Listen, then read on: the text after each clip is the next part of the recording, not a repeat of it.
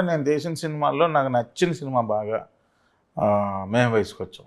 అది ఒక డైరెక్టర్గా నేను ఇలా సెటిల్ అవ్వాలి అని చెప్పి ఇండస్ట్రీకి వచ్చి తీసుకున్న సినిమా నిజంగానే నేను అనుకున్నట్టుగా నాకు మంచి పేరుని తీసుకొచ్చింది. మంచి ఇండస్ట్రీలో ఈరోజు డైరెక్టర్గా ఉన్నానంటే కారణం అదే. యాజ్ ఎ మేకర్గా నాకు మంచి నేమ్ తీసుకొచ్చింది. కానీ నాకేం ఆపర్చునిటీస్ ఇవ్వలేదు. అది చాలా ఇబ్బంది పెట్టేసింది.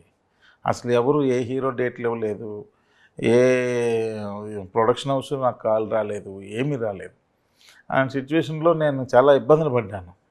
అన్ని రకాలుగా ఫైనాన్షియల్గా చాలా ఇబ్బందులు పడిపోయాను, ఫ్యామిలీలో చాలా ఇబ్బందులు పడ్డాను. ఇవన్నీ ఇది కాదు, కరెక్ట్ కాదు అని మనీ కోసం వెంటనే ఏదో సినిమా చేయాలని అలాంటి పరిస్థితులు వచ్చేసాయి.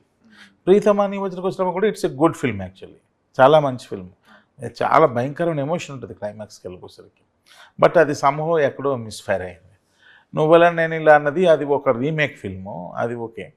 దాని తర్వాత ఇంక ఫిక్స్ అయ్యాను, ఇది కాదు, ఈ మీటర్ వద్దు, మనకి కంప్లీట్ కమర్షియల్ సినిమాలు చేసుకుందాం, ఎందుకు మనం ఈ ఎక్స్పెరిమెంట్స్ అని అనిపించి ఫస్ట్ టైం సినిమా చూపిస్తున్నాము.